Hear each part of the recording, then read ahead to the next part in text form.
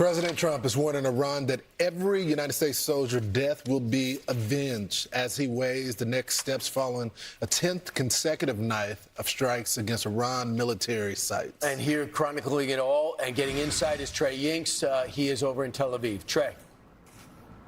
Yeah, hey guys, good morning. Another night of heavy U.S. strikes against Iran. This was the 10th consecutive night aimed at degrading Iran's ability to threaten the Strait of Hormuz.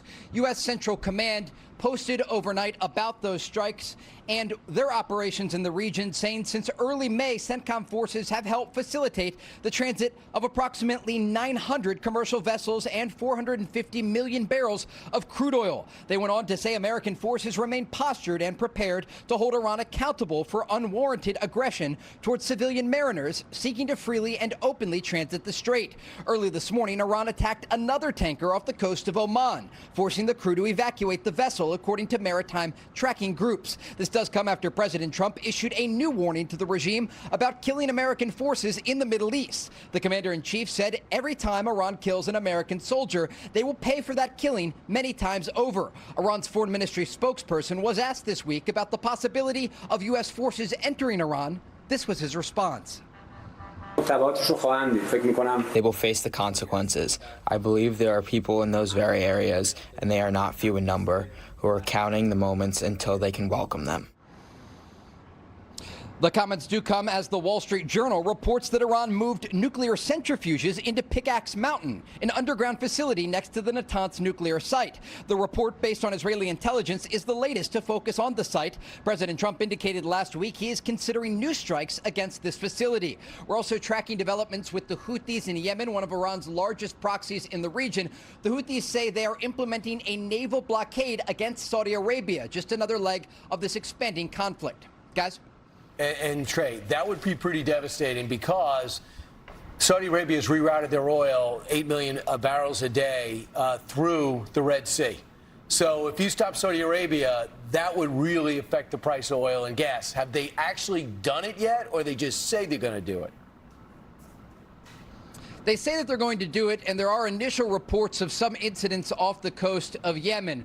When we look at the situation, though, the Houthis are trying to do exactly what their largest funder and supporter is doing, and that's the Iranian regime. They're trying to use the Bab al-Mandab Strait, this entrance into the Red Sea, as a choke point, specifically against Saudi Arabia. But it does raise questions about if they would try to target other international vessels passing through that critical waterway. But again, this is the Houthis trying to tie what leverage they have left to international shipping. And it does raise these questions about the possibility that the Iranians could try to use one of their largest proxy groups to put new pressure on these international shipping lanes. At this moment, we don't have indications that they've completely closed this critical entrance to the Red Sea, but it is certainly something to watch in the days ahead. Trey, what do you know about the president of Lebanon meeting with Donald Trump today? I'm reading that Lebanon and Israel are continuing to hold these rare direct talks that's mediated by Washington. What can we expect today? Will there be a truce?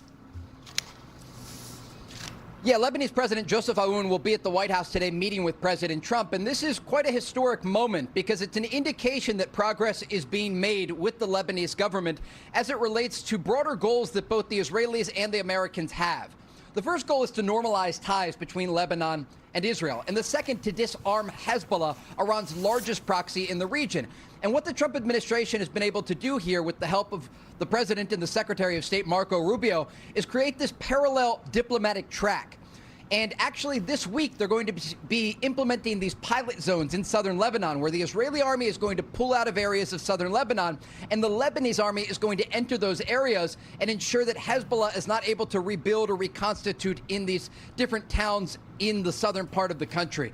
And so it's an initial program, but again, this meeting at the White House and the fact that they're already starting to implement the framework that was reached last month, it's an indication that there is some progress being made to try and push Hezbollah out of southern Lebanon. So, Trey, every time Israel, they've tried to do similar talks before.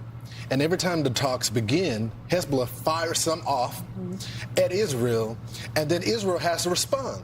And the moment that happens, then the talks are delayed.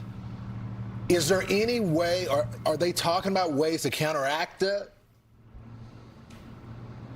Certainly, and this is a concern for negotiators because Iran and its largest proxy have often tried to derail negotiations, but what they're doing here is undercutting Hezbollah and the Iranian regime by having this parallel track. And so you still do have Hezbollah fighters in southern Lebanon, also in southern Beirut in the Dakhya neighborhood. They have missiles, rockets, and drones that they have used to target Israeli forces. But as part of this pilot program, what they're trying to do is transfer the responsibility from Israel to the Lebanese government. And it's going to take some time. It's not going to be a clean process. But the pilot program, if successful, could be something that would move forward not just in Lebanon, but possibly even in places like Gaza, that would try to transfer that responsibility and ensure that Hezbollah doesn't have the ability to threaten U.S. ally Israel or possibly even U.S. forces in the region. All right, Trey, thanks so much. We'll check in with you again next hour. 10-day strikes. They're making progress. The question is, are we getting to the point where we're about to hit the Capitol and to start really taking down the infrastructure in what's left of that city? Because it seems as though we're knocking out the satellites and the radar that would allow us to go into the Capitol undetected. What would take Donald Trump to that point? I think we're getting to that point. Avenging when you talk these about deaths? upgrading, when he says, I'm going to increase the pressure. And new planes are on their way there as well. So we have new jets that are on their way out. And we lost three service members. One has not been found. And he says, I will avenge their deaths. Just the beginning. Be sure to like and subscribe for all the Fox News latest on YouTube and catch full shows streaming now on Fox One.